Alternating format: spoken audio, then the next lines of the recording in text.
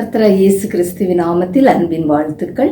இந்த நாளுக்கான வேத தியானம் 2 கொரிந்தியர் 11ஆம் அதிகாரம் 7வது 9வது வசனங்களில் பவுல் 3 விதமான விண்ணப்பங்களை செய்கிறதை நம்ம பார்க்கிறோம். முதலாவதாக, மேலும் நீங்கள் ஒரு பொல்லாங்கும் செய்யாதிருக்கும்படியாக நான் தேவனை நோக்கி விண்ணப்பம் பண்ணுகிறேன் என்று சொல்கிறார். இரண்டாவதாக, நீங்கள் நலமானதை செய்யும் பொருட்டே விண்ணப்பம் பண்ணுகிறேன் என்று சொல்கிறார். மூன்றாவதாக, நீங்கள் நற்சீர் பொருந்தும்படியாக விண்ணப்பம் பண்ணுகிறோம் என்று சொல்கிறார். அப்போ இந்த 3 காரியங்களையும் தேவ பிள்ளைங்க, தேவனால் பிறந்தவர்கள் இதை நம்ம செய்ய வேண்டும் என்று சொல்கிறார். முதலாவது, பொல்லாங்கு செய்யக்கூடாது. தேவனால் பிறந்தவர்கள் பொல்லாங்கு செய்யக்கூடாது. ஏன்னால் தேவனால் பிறந்த பிள்ளைங்க நன்மையானதை தான் செய்ய வேண்டும் என்று நம்ம பார்க்கிறோம். அடுத்ததாக 2வது காரியமாக விண்ணப்பம் என்ன பண்ணுகிறார் என்றால், நலமானதை செய்ய வேண்டும். நமக்கு தீமை செய்தவர்களுக்கும் நமக்கு எதிராக இருக்கிறவர்களுக்கு நாம் நலமான காரியத்தை செய்ய வேண்டும் என்று பவுல் விண்ணப்பம் பண்ணுகிறார். மூன்றாவதாக, நற்சீர் பொருந்த வேண்டும்.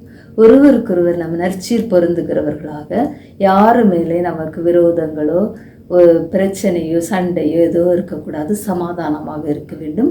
அதுதான் நற்சீர் பொருந்த அவர் ஜெபிக்கிறதை நம்ம பார்க்கிறோம். அடுத்ததாக 11வது வசனத்தில் கடைசியாக சொல்கிறார், கடைசியாக சகோதரரே, சந்தோஷமாயிருங்கள், நற்சீர் பொருந்துங்கள், ஆறுதல் அடையுங்கள், ஏக சிந்தையாயிருங்கள், சமாதானமாயிருங்கள். அப்பொழுது அன்புக்கும் சமாதானத்துக்கும் காரணராகிய கர்த்தர் உங்களோட கூட இருப்பார் என்று அவர் சொல்லி முடிக்கிறதை பார்க்கிறோம். அப்போ நம்ம தேவனுடைய பிள்ளைங்க எப்பொழுதும் சந்தோஷமாக இருக்க வேண்டும். பிலிப்பியர் 4:4 சொல்லப்பட்டிருக்கு, எப்பொழுதும் சந்தோஷமாயிருங்கள், எல்லா சூழ்நிலைகளிலும் சந்தோஷமாக இருக்க வேண்டும். எந்த பிரச்சனைகள் கஷ்டங்கள் வந்தாலும் கர்த்தருக்குள்ளே நம்ம சந்தோஷமாக இருக்க வேண்டும். அடுத்ததாக, நம்ம ஆறுதல் அடைய வேண்டும்.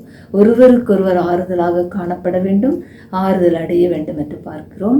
அடுத்ததாக நம்ம பார்க்கிறோம், நம்ம ஏக சிந்தையாக இருக்க வேண்டும். ஒருவருக்கு எல்லாரும் ஒரே சிந்தையுடையவர்களாக இருக்க வேண்டும் என்றால் கர்த்தருக்குள் நம்ம இருக்கும்போது தான் அந்த ஏக சிந்தை நமக்குள்ள உண்டாகும். அடுத்ததாக, நம்ம நற்சீர் பொருந்த வேண்டும். இதுலேயும் அதையே தான் சொல்லப்பட்டிருக்கு, நற்சீர் பொருந்துகிறவர்களாக நம்ம காணப்பட வேண்டும். அடுத்ததாக, சமாதானமாக இருக்க வேண்டும். மற்றவர்களோடு நம்ம சமாதானம் இருக்கும்போது தான் தேவன் நம்மளோடு இருப்பார். சமாதானத்தின் தேவன் நம்ம எல்லாரோடும் கூட அப்பொழுது தங்கி இருப்பார், நம்மளோடு வாசம் செய்வார். நம்ம குடும்பங்களுக்குள்ள சமாதானத்தின் தேவன் ஆளுகை செய்கிறவராக காணப்படுவார். இது நம்முடைய வாழ்க்கையில் ஒவ்வொரு நாளும் காணப்பட வேண்டும். இப்படியாக நம்ம சாட்சியாக வாழும்போது தேவனுடைய நாமம் மகிமைப்படும். தேவன் தாமே உங்கள் ஒவ்வொருவரையும் ஆசீர்வதிப்பாராக. ஆமென்.